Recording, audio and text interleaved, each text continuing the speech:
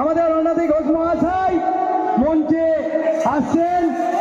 সাধারণ কোনো মানুষ ওনার সাথে উঠবেন না। আমি দয়া করে বলছি, সাধারণ কোনো মানুষ দাদার সাথে উঠবেন না।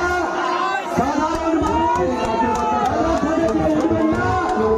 একমাত্র কার্যকর্তা ছাড়া আপনারা এখানে কেউ উপস্থিত হবেন না।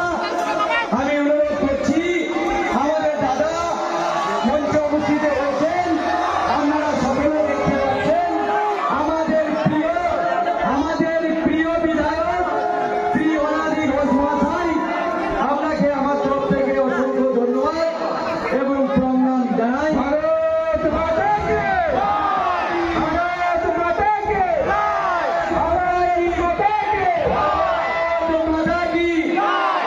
সকলকে অনুরোধ, আমার দাদা আপনাদের সামনে দু চার কথা বলবে। আমি দাদার কাছ থেকে 2 মিনিট আমি চেয়ে নিচ্ছি। এই আপামর গ্রামবাসী কাছ থেকে আমি 2 কথা বলছি, আপনারা শুনুন।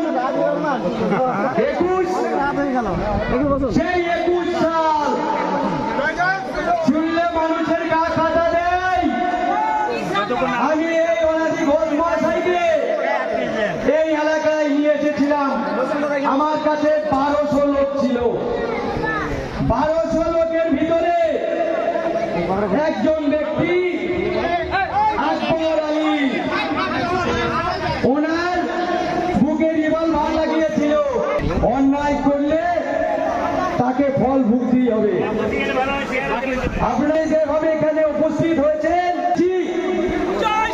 আমার দল আজকে সত্যি কথা বলতে এত মানুষ আমাদের পাশে থাকার সত্ত্বেও আমরা বারবার পরাজিত হয়েছি।